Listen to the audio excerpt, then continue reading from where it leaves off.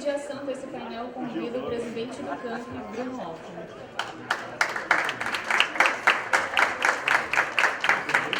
Entre os nossos participantes, McKinnon, estrategista do ex-presidente americano George Bush e também John McCain, além de Jess O'Connell, CEO do NEWCO Strategies, e também Alex Tarácio, diretor de política e estratégias da Cygnal, além também do Colin Rogério, cofundador e diretor de criação da agência Connection.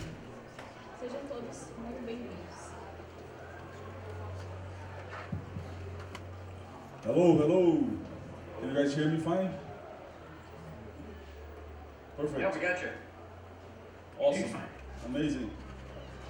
I feel like I'm in a lineup for a great rock concert right here with all the big rock stars you guys are. So thank you again. Thank you so much for taking the time. Even though it's Thanksgiving starts tomorrow, I know a lot of you are traveling or in a, let's say, even a time zone that is not necessarily the best one for a meeting like that. So I truly, really appreciate. It's truly amazing to have you guys here. Just so you guys know, here we have an auditorium full of one of the prime political consultants that Brazil has. So it's the best audience you could have to talk a little bit about what happened in the US this year. They are pros here in Brazil. Some of them, as I mentioned yesterday during the test call, they were just in the US to see what happened in Pennsylvania State, in Washington DC. So I mean, and I'm glad to be here between friends as well. Mark and Jess had a chance to come to Brazil with a long time ago, almost, I don't know, 15 years, 10 years ago. It was great to see you. Colin is a personal friend. I just saw him in DC not long ago. And Alex's partner is actually in Rio de Janeiro instead of São Paulo. He could have been here in person, but he's busy with his family. So, so that's again, it's great to have you guys.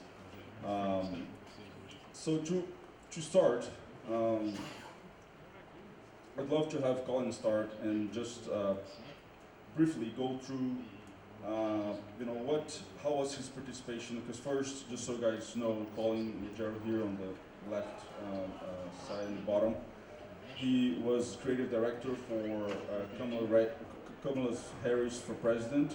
He was also working the Biden's race before Kamala came in. So specialized in the Latino part of the campaign.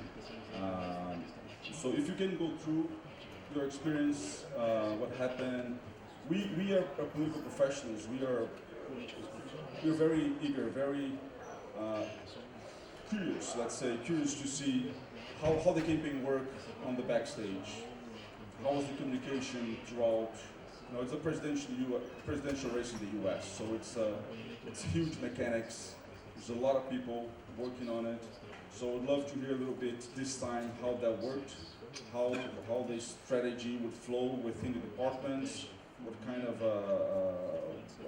kind of data, etc. would get to you, so you could do the best you could, especially for the Latino community.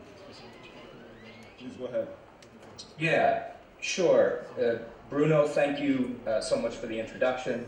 I'm honored to be here on a panel with a lot of my friends and people I have admired for a number of years.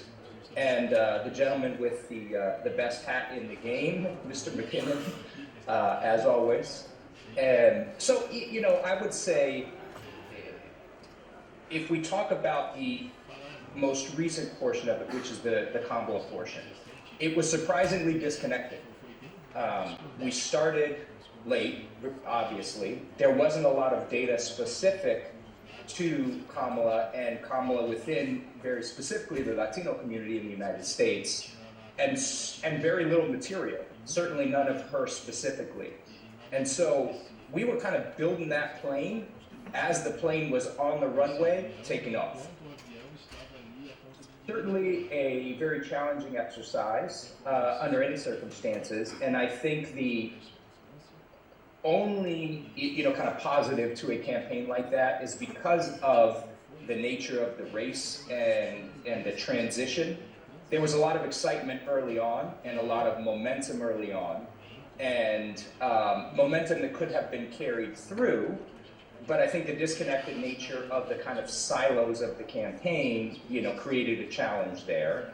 And, also Kamala basically, the VP, had to bolt herself and some of her campaign apparatus onto a pre-existing infrastructure that might not have been what she would have chosen. And so from the kind of mechanics perspective, it was one of the more challenging races I've been involved with. And I don't think a lot of people know this, but we actually had more data to work with on down ballot races that we were working on around the country. In some congressional races, I had 6 polls of the Latino community, 5 focus groups, and we had, maybe 2 polls and 4 focus groups for a US presidential race, which was going to spend exponentially more. Now, whether or not that spending was actually in the Latino community, which it was not, is a different part of the conversation that we can get into later. But I think that's the basics of it. We bolted it together, and it was a bunch of folks doing the best that they could, especially on the Latino team. It was a small, underfunded, but mighty team that engaged in the best way that they could, and initially moved the race about 17 points in Kamala's direction. And then when spending kind of tapered off for us, we kind of saw some erosion, and were unable to convince the powers that be that more funding was needed for Latino communication and Latino outreach of all kinds. And we saw some of the results of that. And I've got some interesting perspectives on this too, because in many areas and states that were swing states, I simultaneously did some statewide races, like we did the Gallego race, which was a completely different outcome than the top of the ticket, and actually outperformed it specifically with Latinos by about 20 points. So that is a very brief overview, and happy to delve into it more as we move along here. Thank you, Colin. Alex, your company Cygnal, you guys were hired by the Trump campaign, by the Republican Party, to do all the polling for Pennsylvania and North Carolina. Can you go through what exactly was the delivery? What exactly you guys, what kind of data, what kind of resources you guys provided to the Trump team? Sure, happy to do that. So we did polling, Cygnal, my company, we did polling for the Trump campaign in North Carolina and Pennsylvania. Now, Cygnal is a pollster, and for those of you who do pay close attention to the Trump campaign, you might know that Tony Fabrizio is Trump's campaign pollster. He's been the pollster for, I think, longer than I've been alive. Our value add to the campaign was a specific product that's unique to our firm. It's called Momentum. That's an in-house tool that the mad scientists over at Cygnal created to create a tracking poll with a huge amount of data. We create a rolling 3-day sample. It's about 400 people a day, and we use it to allow the campaigns to target where they want their ad spend to go. Now, in Pennsylvania and North Carolina, they were going to have hundreds of millions of dollars spent on them, and so any amount of money that they could redirect so that they could be more efficient in where those campaign resources were going, that was tremendously valuable. And so this was our piece of the Trump campaign in these 2 states. And the kinds of data that we collected and focused on were in DMAs, in Wilkes Barre, in Pittsburgh, in Pennsylvania, and showing the minute differences in voter groups between these different cities in Pennsylvania and North Carolina to show over a 10-day period or so where the Trump campaign was doing better or worse with young women without a college degree, for instance. And so this allowed them to shift their campaign toward online ad spend, toward usually not television ad spend. That was almost never our recommendation. Toward more online, toward more streaming services, toward more social media, toward more campaign representatives. So it was very tactical level data that we produced, not this kind of strategic level data that polling is typically used for. Got it. Okay, thank you. Well, let me go to Jess right now. Jess, I mean, you've been through multiple presidential races. You've worked for Hillary Clinton, you've worked for Pete Buttigieg, you've worked with Howard Dean.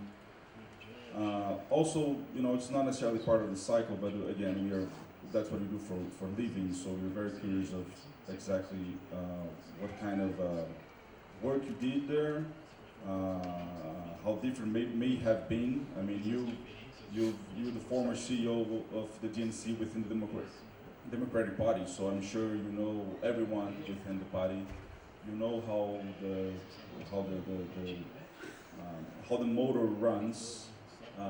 So give us an insight of how was those experiences in the recent past, and how was to be an observer this year of this whole, you know, Biden then Kamala's race. Thank you. Yeah. Well, thanks for having me, Bruno, and hi to everybody. Yeah, I've been in politics and electoral politics for over 25 years, and this was one of the most wild and fluid situations I've ever seen. As you said, I wasn't directly on the presidential campaign and wasn't a consultant directly related to either Joe Biden or Kamala Harris, but I was working with groups outside the campaign, groups that helped do organizing on a wide range of issues. I really approached this presidential election kind of curious about and with an eye towards how women would vote. I'm also the former executive director of Emily's List, so I've worked for a decade plus to help elect women in the United States, and I knew once they made this shift from Joe Biden to Kamala Harris, I was curious how gender would play a role in this race. I think that, a couple of observations here, some of which we know, and some things we're going to have to learn once we get the data back in the spring about, how people really voted and what it looked like. But I think some of the things we have to look at, besides working class and sort of the shift to young men, I think the other things are just young people in general. What happened there. I think, women, which we were really watching closely, in part because of the abortion issue, there was a strategic sort of sense that reproductive rights would bring out women, bipartisan women from every party, in favor of Kamala Harris and the vice president because of her support for reproductive rights.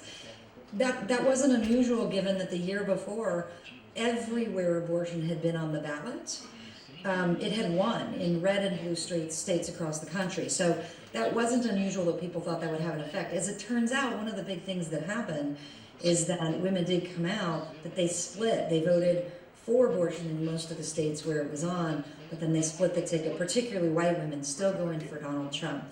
So that was something that I think people were keeping an eye on. The other thing I'm really interested in is this idea of split tickets. That's something that is continuing to evolve, I think, as elections evolve and become more complex in the United States.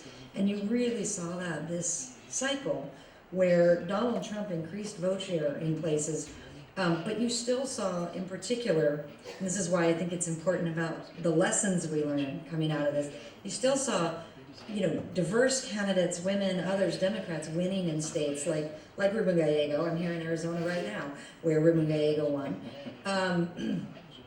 So I think there's a lot of sort of tactical and micro lessons to be learned, some of which we already know, some of which we need to learn the data about. But I think there's also a larger issue here that we have to get underneath and understand a lot better, which is just a general dissatisfaction with politics and the system. In the United States, the incumbent president's party has been booted in every election in the last 3 elections. This is a global phenomenon as well. Western democracies are kicking out incumbents. There's a massive change that's happening, and I think we have to get underneath that, both in the United States but also globally. Awesome. Thank you. Let's finish going around the table here. Let's say with Mark.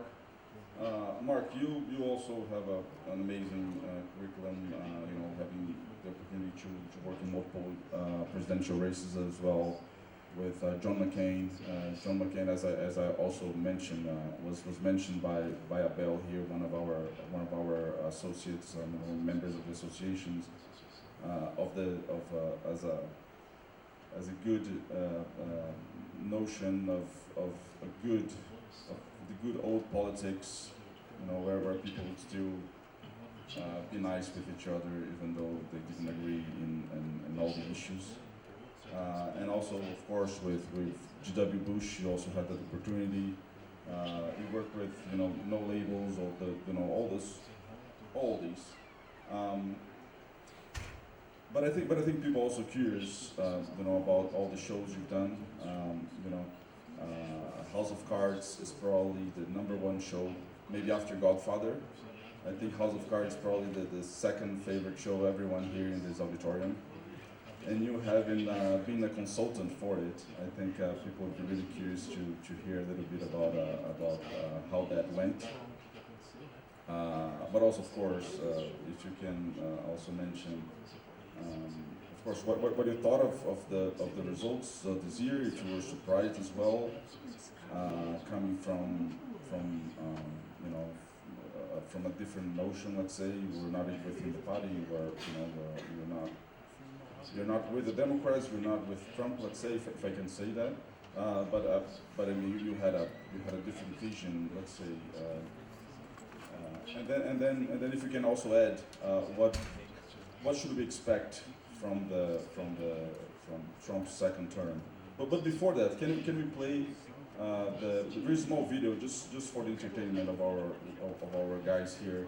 We have a small clip from the Circus. The Circus is a show that most of you maybe not have had the privilege to watch. The Circus inside the greatest political show on earth, which is a series, eight season series about the election, presidential elections throughout the years.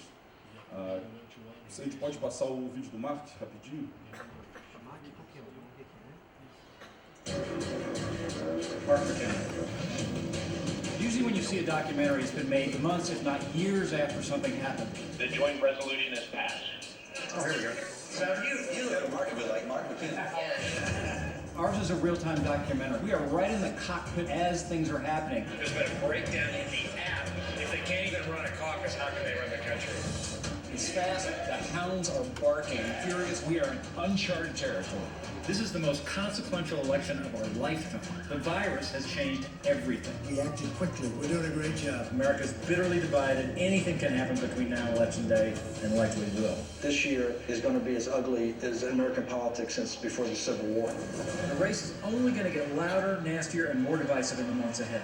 The Circus will be on the ground and behind the scenes every step of the way. No studio, no scripts, no bullshit, kicking it hard every day. Pra quem não conhece esse show, dê uma olhada, muito legal. Pode voltar lá. Okay, we're back. So Mark, please let us know what were your thoughts. Thanks so much, bro. It's great to be with you. I had such a great trip down there a while ago, and there's so many fascinating things happening here, but it's interesting to just think about the parallels and the differences between what's happening here and what's happening in your country. So let me dive in a little bit, and I want to address your Godfather House of Cards reference here directly. So. This is a room full of professionals, and you know what it's like to work in campaigns, and if you're in politics, like my honorable colleagues who are the best in the business here, what you want to do is work on a presidential campaign. It's like the Super Bowl for football, or the World Cup for soccer. And so I go back to 2016 when we were making our show, and I was watching all my Republican colleagues go around and apply for the campaigns because, again, if you want to be make a name and have a good business in politics. You want to work on a presidential campaign. So all the Republican operatives were going around to the candidates. And just to remind you, there were 18 candidates in 2015. And a lot of them were very good. This was, not the leftovers. This was Jeb Bush, Marco Rubio, Chris Christie. It was a lot of talent. And so if you were an operative in 2016 and wanted to work on a presidential campaign, if you went to do an interview with Donald Trump, that was your 18th interview. Because nobody thought Donald Trump was going to win, including Donald Trump. So the result of that was he got what we call a bunch of broken toys working for him. It was not the best of the best. And yet, we're all, we could talk for hours about how it happened, but he became the President of the United States, much to his surprise and everybody else's. But he went into that administration with a bunch of broken toys, and he was sort of an accidental president. And I'm going to flash forward to your question about what it looks like going forward, because it's much, much different this time. It's not the Department of Broken Toys anymore. This time around, he had the A-team. And he had people like Chris LaCivita and Susie Wild running his campaign, both of whom I've worked with before, both who are consummate professionals. Chris LaCivita did the famous Swift Boat campaign against John Kerry when I was doing the media for George W. Bush in 2004. So he did the Swift Boat while I was doing the windsurfing ads on John Kerry. So I thought it was a good sign for Trump when he hired those two. And as it turned out, it was really important that he had those two. And let me tell you why. Here's where I'll get to the Godfather and House of Cards. So, as usually happens in any campaign, no matter how well it goes, you're going to hit the shit at some point. Things are going to go south. Things are going to go bad. And sure enough, that happened with Trump. He had a very good early campaign. Things were looking good. And suddenly Biden was out. Harris was in. Harris was on a roll. And you have to remember that first month or so of the Harris campaign, it was like day after day after day of just great news. She had great favorables in her polling. She just looked good. It was a great rollout. Everything was going great. And consequently, things were not good in Trump land. And this is the time when, very typically, Trump decided to throw a grenade into the mix. The grenade's name was Corey Lewandowski. Corey Lewandowski was the initial campaign manager for Trump in 2016, a very volatile, controversial guy who was ultimately fired from that campaign. But Trump likes him a lot. I mean, the kind of guy that he likes. He shakes things up. So he threw Corey into the mix right about this time with the intent of shaking things up. And it was a real sign to me of a very, very stable campaign, because this was the House of Cards Godfather time when they brought in, the guy to take on the Chris LaCivita specifically. I mean, Corey Lewandowski said on the record, I'm going to come and audit the campaign and find out where all the money went that was supposed to be going to Chris LaCivita, and claim, again, publicly, that Chris LaCivita had personally profited $22 million. So, and it had the intended effect. It created chaos in the campaign. And this is where a campaign could have fallen apart. Trump could have fired LaCivita, put in Lewandowski, but the sign of a great campaign, and I go back to the Obama campaign, and the Bush campaign in 2004, the sign of a really good campaign is a campaign that has an initial strategy and sticks with it. It doesn't shift just because the fortunes change, just because the polls get bad. You don't suddenly change your strategy. You lock in early, and no matter how bad things are going, you stay with your team, you stay with your strategy. And Trump did exactly that. He sat down with LaCivita. LaCivita said, here's where the money went. Trump said, okay, you're my guy, and the next thing you know, Corey Lewandowski got thrown off the plane. So that's my Godfather House of Cards moment. But it was a testimony to just how solid the Trump team was during the campaign, and I think we're seeing similar sort of results now in the transition, which has been largely very smooth and in a lot of ways surprising. But the way it's not surprising to me is because I think there's some real professional hands at the helm, like Lassamita and Wiles, well, not Lassamita, but Wiles, who's the chief of staff. And I'll just end by saying, you know, as we look backwards, I know we're going to look forward, but I'll just say and reflect what Jess said, which is, in a race like this, the good news is that it was clear and compelling. We're not, with the exception of some, nutball conspiracy theorists, we're not trying to revisit the election. By the way, that's something I love about Brazil. I love your federal election over campaigns. We need to do that in the United States. But the reality is we're not sitting here trying to relitigate, what the outcome was. We know what the outcome was. And in an election like this, you can say it was 1,000 things, or it was one thing. But the one thing is what Jess pointed to, which is, in any presidential election, it's fundamentally about change versus the status quo. This was an election where you had a post-COVID inflationary environment that knocked out every incumbent around the world. It didn't matter if you were liberal, moderate, whatever. If you were at the wheel, you're out. So, listen, John McCain asked me in 2008, he said, if I had picked somebody besides Sarah Palin, would it have made any difference? And I said, oh yeah, he would have lost by 7 instead of 8. Same thing here. Harris could have run a perfect campaign. I think she ran a pretty good one, wouldn't have made any difference. Could have had another Democrat in there, wouldn't have made any difference. Trump was going to win this race no matter what.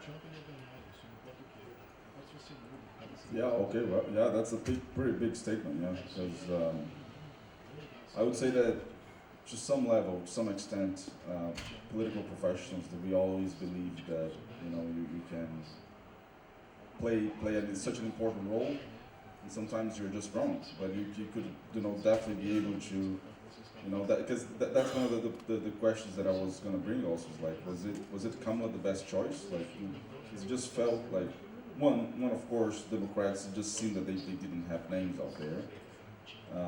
Of course, I'm not going to mention, just how the fact that there was no time left. But we can also hear from so many people the idea that, oh, maybe if you throw the Obamas in there, if you do this person or the other person, or even if the vice pick was the governor from Pennsylvania. Of course, like when you lose, you always look for answers. You always look for different choices. That can be communication choice, or can be just the political ones. And even the idea that if Biden had dropped off much earlier and had said, no, I'm going to be a woman. Can I jump in on that? Hmm? Can I jump in on that? Of course. Yeah, the one thing I would say, listen, I think Harris, all things considered, ran a remarkably good campaign. I give her a B+. But the reality is that she didn't get to go through a primary, and primaries are what make great candidates. I mean, that's what you get. We call it spring training in baseball. You get your reps, you build your muscles, and she did what she did in 100 days. She should have had 2 years or more to practice, to rehearse, to get better and better. And so, at the end of the day, the primary process is something that's really fundamental to building great candidates, and she didn't get that opportunity. Yeah, I think we'll quickly respond to that. Oh, sorry, Jess, go ahead. That's great. I was just going to add, just on this issue of Kamala. I mean, look, the race was tight when it was Joe Biden and Donald Trump. It was tight when it was Kamala Harris, although agree with Mark and Colin, like the energy kind of level went up and, activated some people who may not have even been activated because they were sort of depressed about, the economic messaging not sinking in. But this race, this isn't the landslide that it may have felt like on election night. This race still remains very close. And the thing I want to point out about Joe Biden vis-a-vis Kamala Harris is that Kamala Harris outperformed Joe Biden's numbers in 5 of 7 battleground states. So there's a lot of work to be done to dig into the data of kind of how this actually went.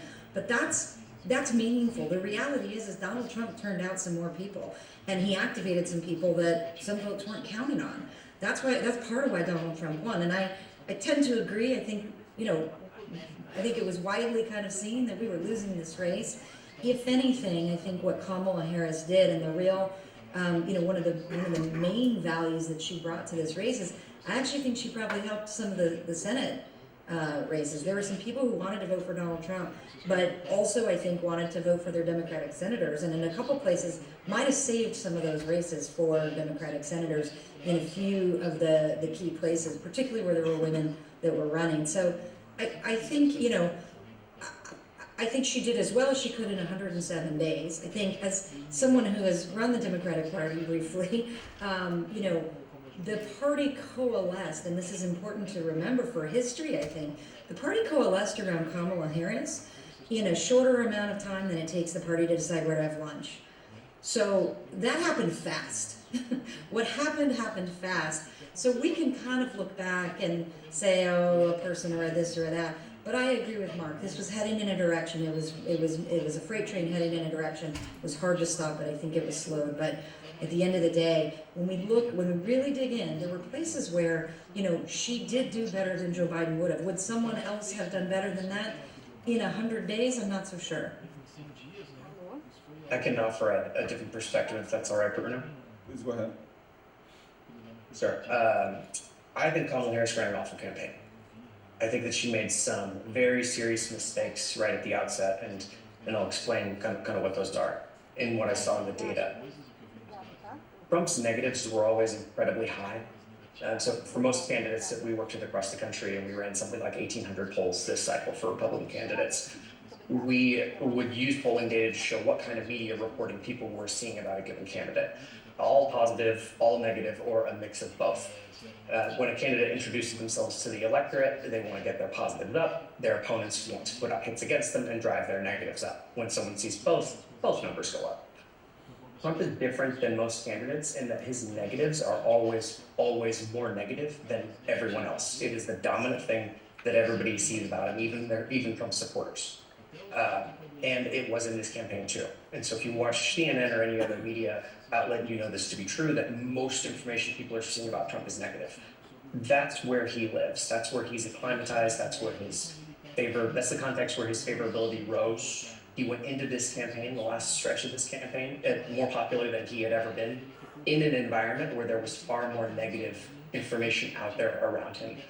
So knowing that, it was reasonable for someone to say, okay, spending $500 million putting out more negative news about Trump probably won't have a big effect. Nevertheless, that's the strategy that the Harris campaign employed. They had two main messages: abortion and Trump is a threat to democracy. Not to say she didn't say other things, she did. But those were the two dominant messages that she ran on, and we saw that in the data, in exit polls, both my data and in data that other pollsters collected, that you can see publicly. That's what voters associated with the two campaigns. If you went into the voting booth thinking about those two issues, you voted for Harris. That was a mistake. People were not looking to hear for another campaign about how Trump is a fascist. That had been out there for years and years and years. People did not learn anything new by listening to whatever John Kelly had to say about Donald Trump. And that was such a huge focus of Harris's campaign, and even more so the media, that I think that was a massive missed opportunity to put out a more positive message. It's not to say that Harris didn't have some positive economic messaging, but it was totally drowned out by a choice that her campaign made to run on a message of Donald Trump is a fascist, Donald Trump is going to take away your right to an abortion, Donald Trump is going to do all manner of bad things. That just didn't work to the degree that it needed to work on this electorate. Right. So I totally agree with you. I'm just going to respond to that. I totally agree with you. I think on the messaging, those were the two areas of focus, and I think you're right. I'm not sure we were telling some people something they didn't already know. I'm not sure they understand the ramifications of that. We're about to live it, so we're going to figure that out.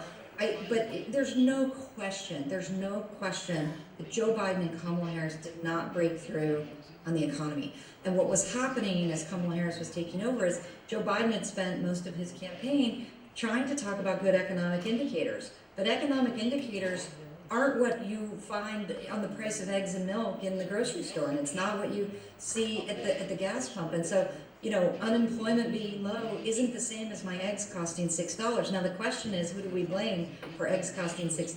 Well, we blame the incumbent president, and I think she was tagged with that. I do not think that she had enough time to have that economic conversation. They should have done more there, though, for sure.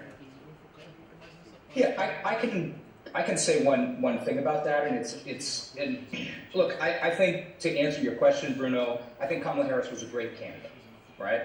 She had some things in her background that were challenging, being from California, and the environment, just as Mark mentioned, right? When you have 70% of the electorate saying, hey, we think we're on the wrong path, that's a steep hill to climb no matter what. Was there a path? Yes. Was it very narrow? Yes. But there's a difference in talking about the things that people experience every day and things that people fundamentally don't understand. And that is what I think Jess is talking about. And there's another portion of this here that I think is not, kind of mentioned enough. And that's Kamala Harris had an incredible amount of loyalty to Joe Biden, who made her the vice president. Maybe so much so that it was part of what cost her the election. She wouldn't attack Joe Biden. And look, that speaks a lot to her personal loyalty and who she is as a person. She wouldn't go hard against Joe. She wouldn't even go kind of soft contrast against President Biden, saying things like, hey, that was his administration, this one is mine. And people say that the moment on The View was kind of a tipping point. I disagree. We didn't see much data actually really change after that View moment. But I think she could have drawn a stronger contrast between what she was going to do as president and what had been done in the previous administration to compensate for that change versus continuation of the same. That is a broad theory, and then we can break it down tactically, wasn't adequately addressed on the campaign in terms of the messaging. Colin, we also have a small clip from one of the ads you made for the campaign. Let's watch that. Passa o vídeo do Colin para aquele primeiro, por favor. When you're raised by an immigrant mother, you learn what's possible with determination. And determination is how Kamala Harris went from working in McDonald's to prosecutor, state attorney general, U.S. senator, and our vice president. In only one generation. And with that same determination, she always defended us. As a prosecutor, she protected us from violent criminals. As Attorney General, she beat the bands that kicked families out of their homes. As our vice president, she fights for women's reproductive rights every day. And she beat the pharmaceutical companies to lower costs for insulin and prescriptions. As our president, determination is how she'll stop the corporations who gouge our families on rent and groceries. And she won't stop fighting until we win. Because she knows with determination, when we fight, we win! I'm Kamala Harris, and I approve this message. So, Colin, this was at which period of the race? Was it still right after she chose Walz, or? No, this was first of all, this was a Latinos focused ad. It ended up being one that they ran on general market because of how well it scored, which is another conversation about how much we believe in ad testing.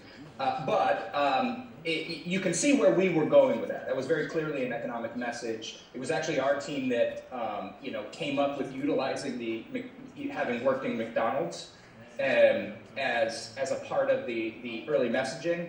And there was a lot of big fights about that and whether or not we could and should use that. But that ad was the first one that launched on the Latino side. It was actually written in Spanish, and then we back translated it into English, and it's just scored incredibly well. So they ended up running it all over the place. I would say probably not nearly enough. And you can see in there were two things, right? There was an attempt on the early front end with some, nods to the Latino community very specifically, right? We're an ascendant community in the United States.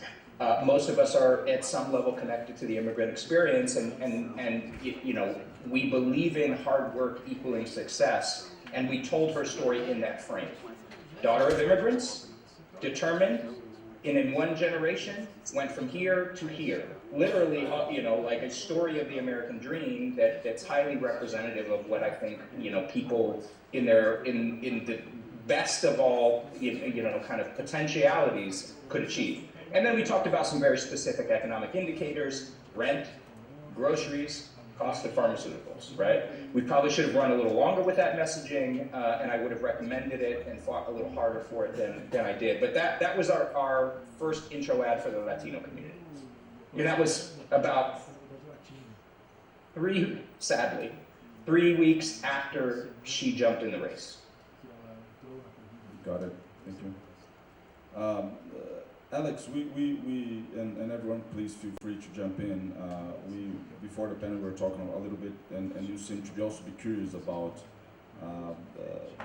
let's put it as the Elon Musk factor, and how did it play out, and because he did some things that the Brazilian electoral Supreme Court would definitely not let him do it.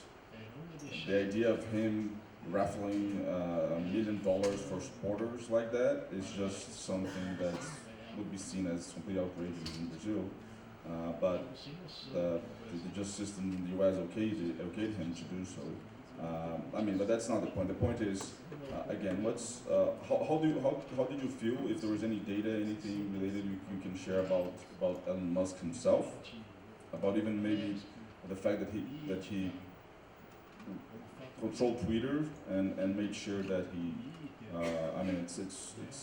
we could have seen, because Elon Musk became a big factor here in Brazil as well, because he was fighting with the Supreme Court president as well here in Brazil. Twitter was was completely offline throughout the whole election season here in Brazil. Please go ahead. What's your take on it? So I don't have any data about Elon Musk specifically. I suspect that his favorability and unfavorability would align pretty closely to Donald Trump's, but he had a lot of impact on the campaign. Of course, he bought Twitter and transformed Twitter. A huge number of people got their news from social media this election. I think that we saw a continued decline in trust and watching or usage of the traditional media outlets of newspapers, of online newspapers, and a rise in social media. And Twitter is sort of the epicenter of that. And it became used by about 50-50 Democrats and Republicans, or conservatives and liberals in the United States. And so I think that had a bigger impact than like the America PAC that Elon put together to get out the vote in several states. Although he spent $100 million on that or more, and that very likely did have an impact in an election where the turnout operation looked quite a bit different and non-traditional. I think that another element, besides really Twitter and social media and changing the political discourse being the main one, the other element is more symbolic, that Elon Musk and Joe Rogan, these are like new media alternative voices who are not traditionally political people. They're not traditional Republicans. These are two men that used to be Democrats. And there was a kerfuffle in the final days of the campaign about whether Kamala Harris should go on Joe Rogan or not. He ended up not doing it. I know there was some voices inside the campaign that said that she should. And this was a debate because he is the biggest podcast in the country, and he had an audience of tens of millions of people, many of which are young men. I think more young black men listen to the Joe Rogan Experience than any other media in the country. And he endorsed Trump the day before the election. Elon Musk endorsed the day that Trump was shot in an assassination attempt. These voices, these non-traditional Republicans, people who used to be Democrats, I think were emblematic about the Republican Party being the place to go for people who want to build things, for people who want to have hope in the United States as a bulwark for the future, as a place where people can dream. Colin had some messaging about what Latinos believe in the American dream that I fully believe in, that if you believe in America as a country where we can do great things, this is the party that would welcome to you, even if you used to be a Democrat. Contrast that against the Democratic Party, where I think they were burdened by association with cancel culture, with needing to use the right pronouns, or you get shouted down in polite company, and a place where you really need to tread lightly. Not a place where building things is celebrated, where going to space is something that we can dream about. and where men can be men. And that's a gross oversimplification of how the reality of things are, but I think that that's kind of what Elon Musk represented and what Joe Rogan to a similar extent represented. Anyone want to add anything else on the Elon Musk factor? Well, I'll jump in on the Joe Rogan of it. It's been described as a shards of glass media strategy rather than sort of a big window pane approach, which I think is pretty accurate description. Just to put a finer point on it, the Joe Rogan audience averages 11 million listeners. That 11 million is more than the combined audience of NBC, CBS, ABC, MSNBC, and Fox combined. So, and also it gets to a non-traditional audience, which I think is important. I think part of that Republican messaging is really important in that it was sort of saying, listen, Rogan, as a former Democrat, open to new ideas and new audiences. One of the things, my main project in this last election was producing a documentary on Gen Z. And so I was really focused very much on Gen Z voters, and it was fascinating what happened. There's a traditional notion based on history that American campuses are hotbeds of liberalism and progressives. That has been the case throughout history. So I had been hearing things about a guy named Charlie Kirk and his organization called Turning Point USA, which is the tip of the conservative spear for Donald Trump. So I went to a university where Charlie Kirk had a rally, and I was just stunned. I had the same feeling that I did at that rally that I did when I first saw Trump in 2015 in Arizona. When it was the middle of the day and 110-degree heat, and the line was 4 miles long in the middle of the day. And my reaction was, holy shit, something's happening here I've never seen before. I'm not sure what it is, but it's different. I had the same reaction at the Charlie Kirk rally because rather than what conventional wisdom would have dictated, it was a sea of mostly young men, but not all young men. It was 60-40. But it was so packed I couldn't get through it with this, very conservative guy, and every single one of these young kids wearing red hats. And I said, man, something's happening here, and we now know that Donald Trump got a huge share of Gen Z votes. Got a majority of Gen Z men, and increased his vote share among young voters by double digits, approaching up to 20 points. So, among all the data points that are really interesting about this election and different is what happened with young voters.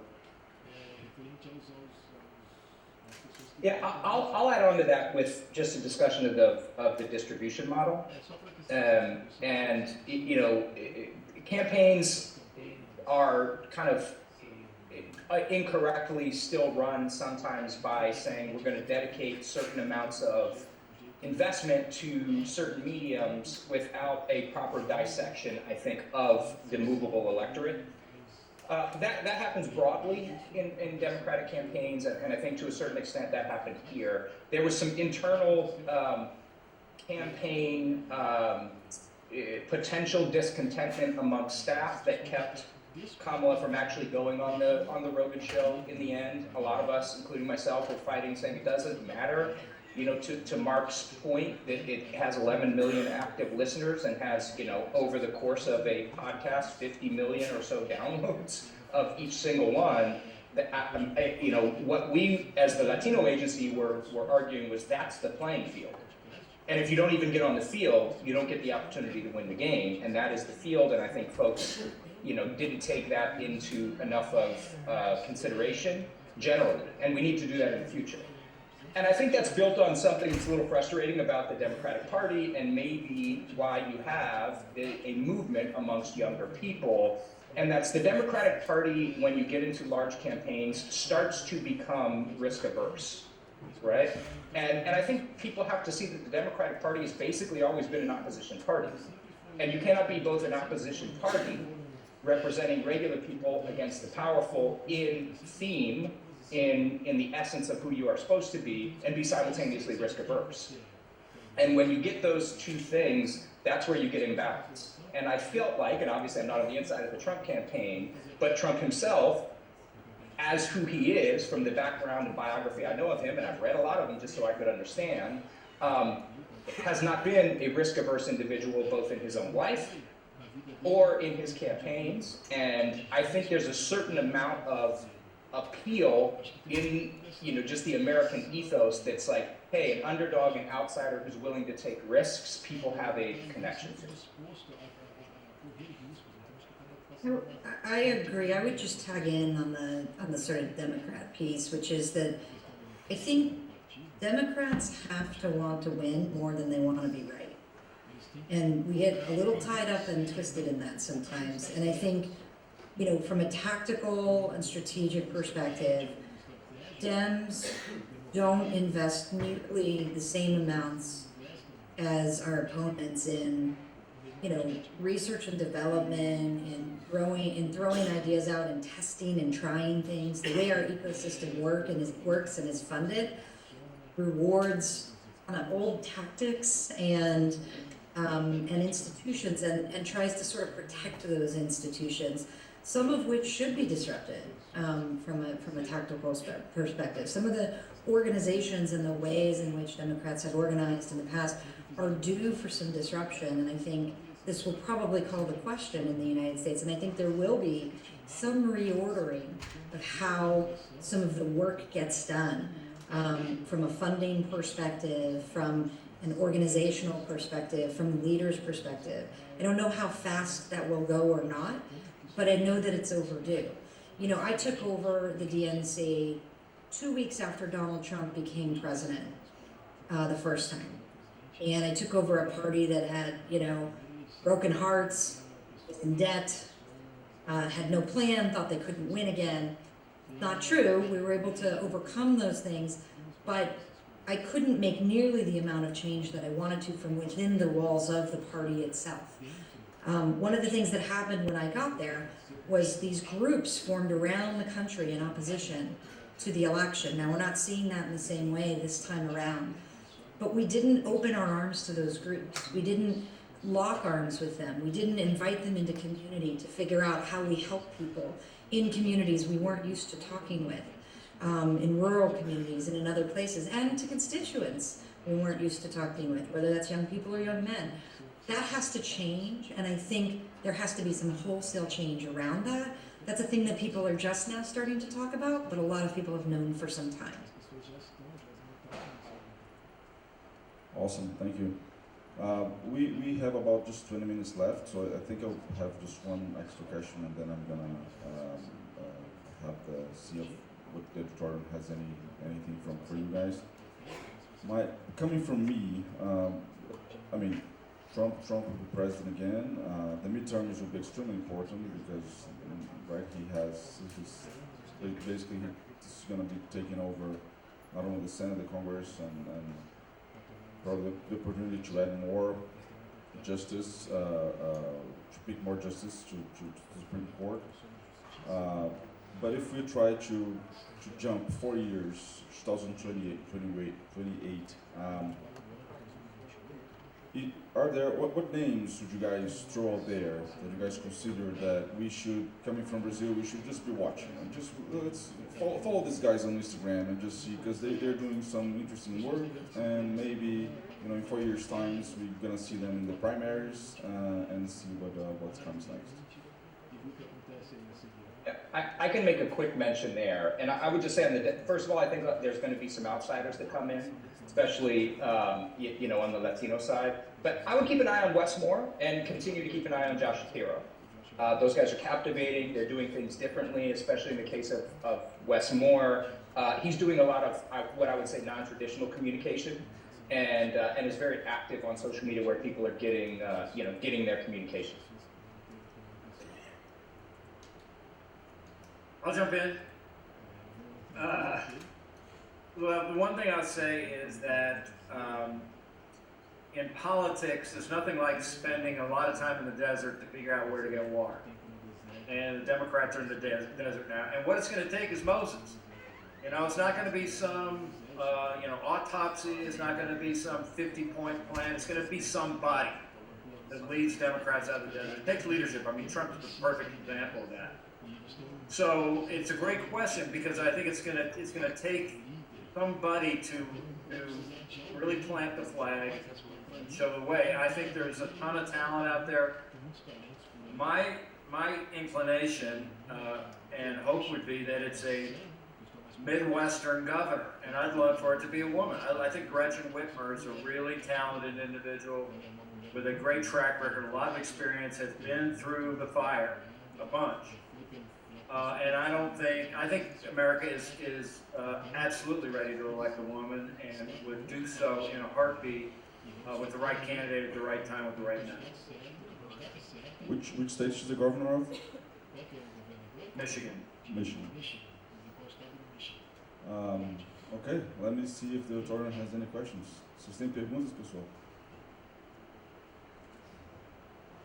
A ideia seria, acho que é mais fácil eu traduzir aqui, então seria importante fazer uma pergunta simples, direta.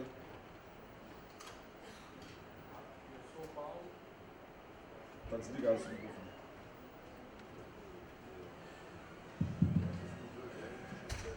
Me chamo Paulo, prazer. Eu gostaria de saber, num país, né, onde o voto não é obrigatório, o que vocês acreditam que foi determinante para mobilizar as pessoas, para elas estarem votando, né? Se foram as pautas que foram discutidas, foi o jeito dos candidatos, o que fez a pessoa sair da casa dela para poder votar, já que aqui no Brasil o voto é obrigatório e a gente já tem muita dificuldade de tirar a pessoa da casa dele para poder levar ele para as urnas para votar numa abstenção média aqui de 25%. Obrigado. His question is about GOTV. It's because in Brazil it's mandatory. So his question is, in a country such as the U.S. that's not mandatory. What do you guys see or have seen this year as the main strategic effort that made people really come out and vote? If it was about the message, if it was about about the candidate itself and how he engaged with them. What do you guys say? Bruno, let me just jump in with one anecdote. One of the things that was a conventional wisdom about this election was that the Democrats had a superior ground game. And they certainly had more money, more investment, more people, paid people working on the ground. So why didn't it work? Well, it makes me wonder if the idea of knocking on people's doors is maybe a 20th century model, not built for the 21st century. Having a person come to my door for the third time to convince me to do something, I don't like people coming to my door when I know who they are, much less a stranger. And when I mentioned earlier talking to Charlie Kirk, who was one of the young voters for Trump, he said, instead of knocking on doors, we knocked on TikTok. And he had a super aggressive TikTok strategy and all kinds of anecdotal information. I'm sure we'll get more data about it later, maybe Colin had some insight into that. But I can tell you that from my own algorithm and also from people who were like Democrats, I said, I looked once at a turning point TikTok, and the rest of the campaign I was getting TikTok feeds a day from the Trump campaign. So again, we'll see what the data says later, but I think TikTok rather than knocking on doors is a more effective GOP strategy plan to get. I can add to that a little bit that the Republican Party had a different task ahead of it this election than last, in that really 2020 was lost in large part because Republicans did not vote by mail or vote early in great enough numbers. And that was a perception that we saw where it's partisan issues, vote method.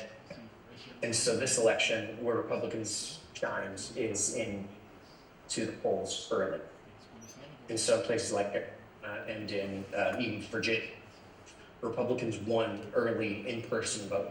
The Democrats dominated early vote by mail, but the election day vote, which we expected to be much more Republican, ended up being just a little bit more Republican. It's because so early. Yeah, I'll comment on the GOTV. I still think it's important as an action. I think the tactics need to be amended. And I was on stage with Tony Fabrizio and a couple of other gentlemen from the Trump campaign at another panel, and they did something really interesting on the GOTV front that I took note of, and also on the communication front. They said, well, we knew that these typical areas geographically do get GOTV and do get people knocking on doors, and it's normally clustered around cities and suburbs because it's an effective way to do it. They said, we knew we needed to run the score up in rural areas, and folks in rural areas would get television, they would get direct mail, they would get some digital advertising, but they never had anybody knocking on their doors. So they had a GOTV effort in rural areas where folks who never had anybody knock on their door, and it was a new experience for them. So they would knock on their door and have a conversation with them in rural areas where, let's say you're doing 25, 30, 100 knocks a day, with one group in a city on the Democratic side. They were doing 5, 6, 7 a day, but these were places where they knew they had to run up the score to be successful, which kind of leans back on what Jess said, where Kamala did outperform, but Donald Trump did run the score up in some of these redder areas, and some of that was key to it. They also did some things that I thought were interesting, which is they examined how people were getting communication. And they said, okay, well, younger black men in Georgia are getting some digital advertising, they're getting some television advertising to the extent that they're there, they're seeing some stuff on the ground. We're gonna send them a shit ton of mail, because they don't get mail, even though it's an old, kind of tactic. They would all of a sudden, we figured out at the end of August that, there were some of swing younger African-American men who had gotten 20 pieces of mail in a 5 or 6 week period. And I think, the willingness to kind of re-examine how you do things and take those kind of risks was part of what I saw the Trump campaign do well that drove their turnout. And also a hat tip to you all, figuring out how to get people to vote early. When I started to see the early returns and I'm watching the, R versus D, because we're able to get the, kind of returns by party early on. And I was watching them in Arizona, for instance. I'm originally from Miami, and I was watching the Florida returns simultaneously. I'm like, oh wow, they figured it out this time. And the Republican early vote numbers, and even, Alex, the vote by mail numbers in a lot of these states for Republicans was surprisingly high. And so, hat tip to them for figuring that part out. Thank you. Mais uma pergunta? Eu gostaria de saber sobre, a minha pergunta é uma perspectiva de uma discussão que houve aqui no campo, um dos painéis, que era sobre a importância do rádio e TV e redes sociais. Se nos Estados Unidos elas se complementam, ou se elas divergem, ou se uma tem uma importância maior do que a outra, redes sociais e rádio e TV. Obrigado. This question is about let's say it was part of discussions here throughout yesterday and today. Of course, the part of the TV and radio and social media, like how it play out, but most importantly, how you guys not only measure that, but most importantly, the importance of each one of them. If it's still this kind of discussion, whether TV and of course all of them matter, but if there's still the discussion of whether one is more important than the other, if they're really communicating in a united, or if it's done a little bit more separate.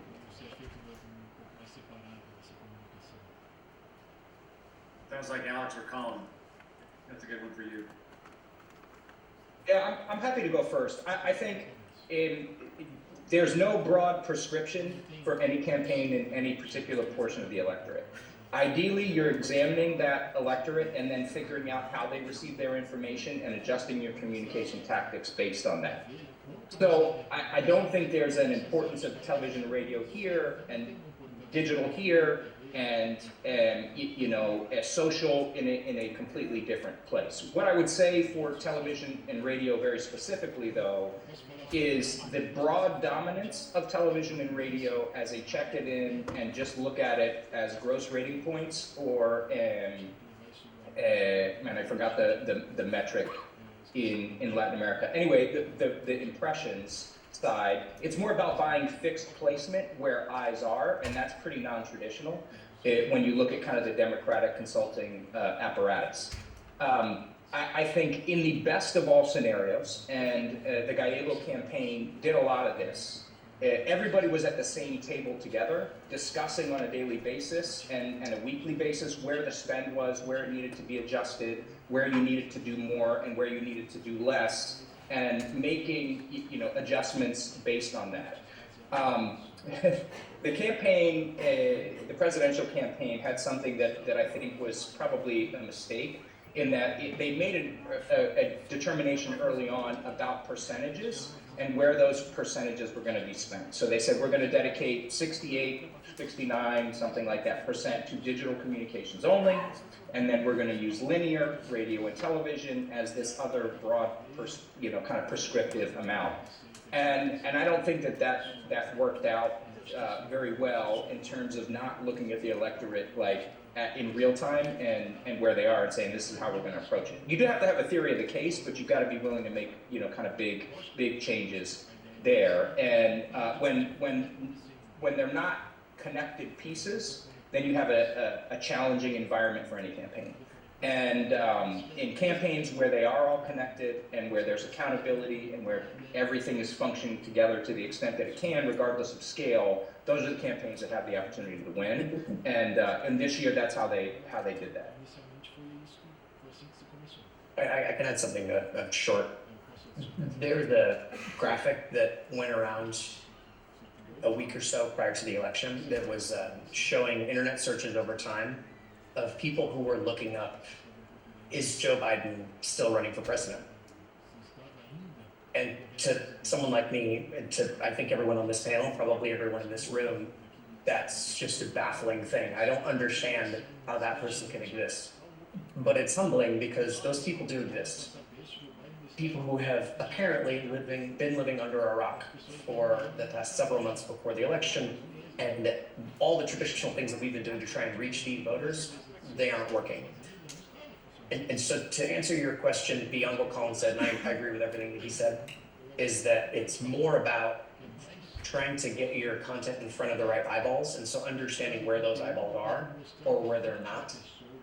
And then the second piece of it is that rejecting any orthodoxies from people who have been in this game for too long, who think that you need to invest most of your ad money into TV or most of it into digital or anything based on past races. There's too much realignment happening in how people absorb their news, and you really need to have data and understanding where your audiences are at in order to maximize your ad spend effectively. I'll just echo that real quickly, Bruno, by saying that 20 years ago in the 2004 Bush campaign, I was responsible for all the paid media, television. And back then, I said, I don't remember the exact portion of the budget for paid advertising on broadcast media, but it was around 80% of the budget. And I said, we're wasting it. It's ridiculous. It's just a huge waste of money. It was a waste of money then, it's way more of a waste of money now. And I'll just marry the two thoughts about GOTV and media. Campaigns, besides being about status quo and change, are always about meeting people where they're at. And that's just a moving target. It's going to be different 2 years from now, it's going to be different 4 years from now.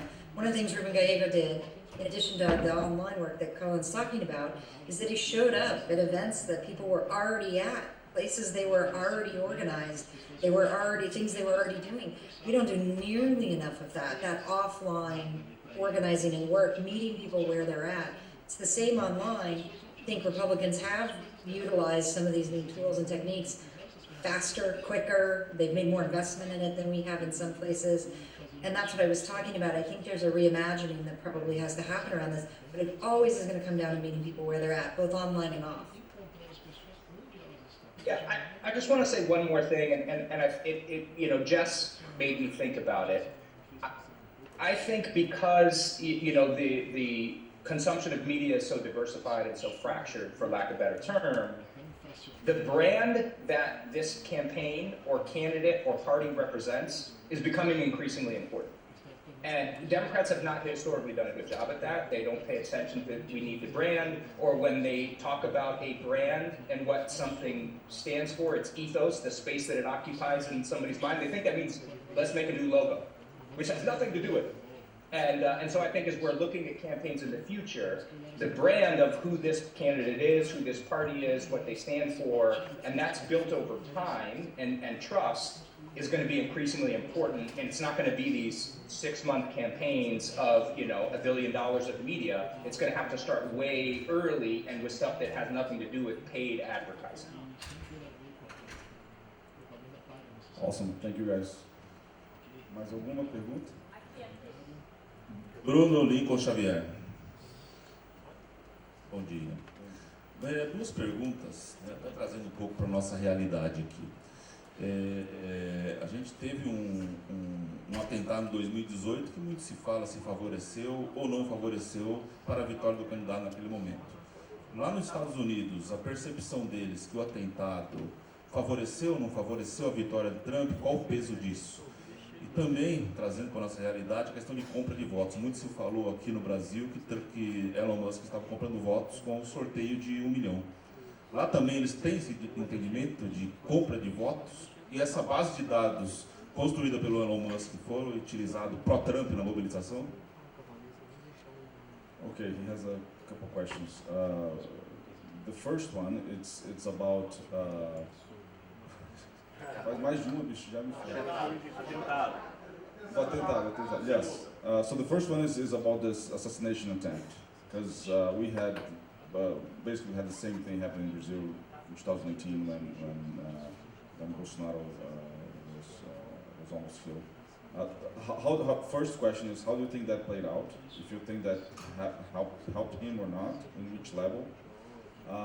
And also in Brazil we have a huge problem with basically it's the practice of buying votes. You buy through either giving cash or just giving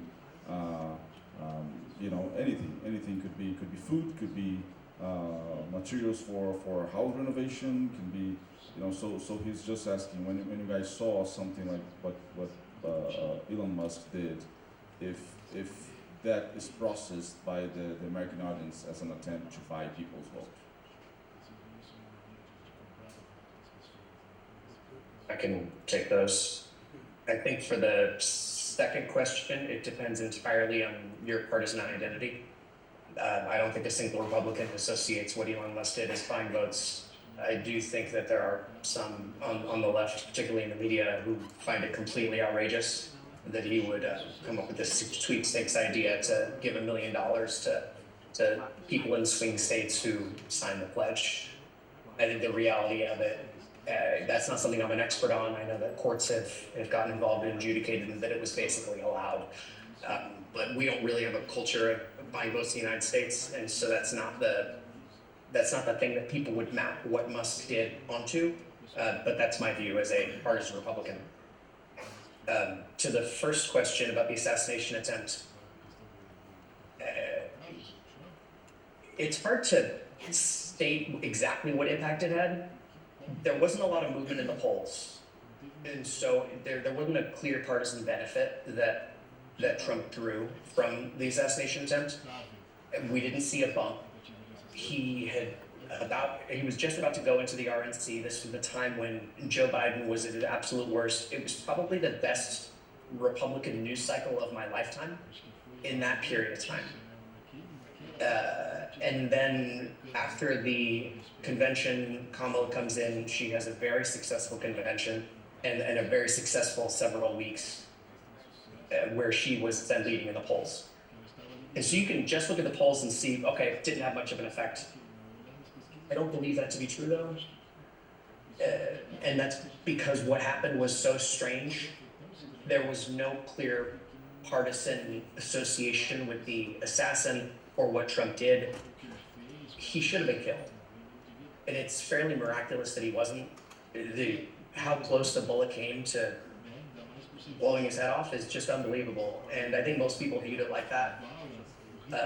The only thing that I suspect, but that I don't have data to support, is that he solidified a lot of his support among young men at that point. Because getting shot and then standing up and yelling, fight, fight, fight, for the people behind you is the kind of thing that every man dreams that they would do in that situation, but that none of us will ever have the opportunity to test. And I hear a lot from people that they were extremely impressed by his reaction in that moment. Yeah, agreeing with Alex, we didn't see any change in the polls with the assassination attempt. But what I think happened there is, to what I think was you, Alex, that mentioned it before, 2 weeks, 3 weeks before the election, people are Googling, is Joe Biden still running for president? So I think an assassination attempt, creating this kind of virtuous news cycle for the Republicans, but also being able to pierce the kind of, environment that a lot of voters are living in, where it's just very, very hard to get to them. When a presidential candidate and a notable celebrity and a previous president, is shot, everybody's going to hear about that. And then his reaction with the fist in the air and the amazing photo that is there with blood and his arm in the air, I think created a really, really powerful moment for them that probably we didn't see in polls, because those are non-traditional voters who did come out to vote but weren't caught in the kind of normal polling matrix. So I think it had an effect, just one that we didn't see measured, but one that when we get all the data, we'll see probably did have some effect at some level. And then, on the buying of votes, and look, I've done a lot of work throughout Latin America, from presidential races in South America and Mexico and everywhere, and down to, kind of local mayoral races even. And, the process of what I would say tamal de vote, right? You get the tamal has your vote card underneath, right? And maybe some money. It doesn't really exist in the United States in the same way.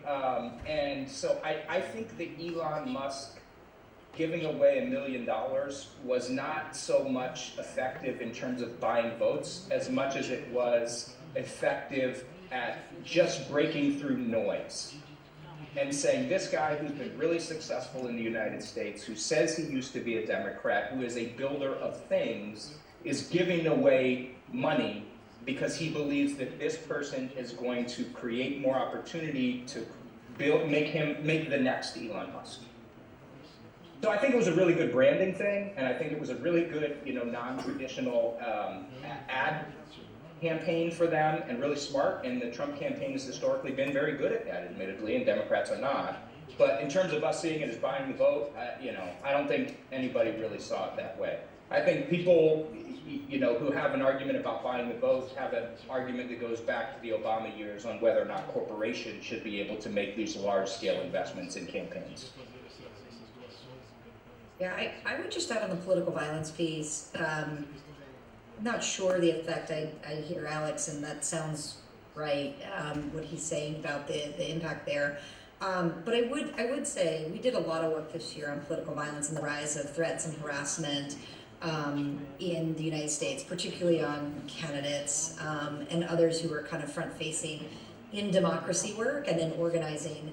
And there's been a pretty big rise in general harassment, both online and offline, in threats that, and that taking that offline, we got a lot of calls in from people around the country who were having their tires slashed, people showing up at their homes, people following organizers, with guns on their sides. We've seen a rise in activity of the Ku Klux Klan in southern states. We've seen a rise in Proud Boys and people wearing Nazi paraphernalia, marching in cities, kind of all across the country. And so I think as we look ahead, I don't think this is done. I think we have to, be very cognizant and aware of what can happen with rhetoric online, with not denouncing political violence in general, and what that can lead to. And I think that is something the United States needs to take a really close look at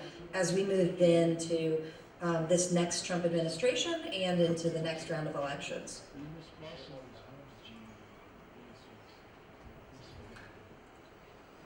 Eu acho que acabou o tempo aqui, pessoal. Guys, so we ran out of time. I truly appreciate, again, your time. I feel blessed by having you guys here with us. You made this amazing event even better. I'll take this opportunity to ask if this content can be uploaded to YouTube. Thank you. Okay. Looking forward to see you, all of you. Mark, I will accept on your invitation to play golf in Colorado, so I should be there soon. Take care, guys. Thank you so much. You guys are brilliant. Thank you.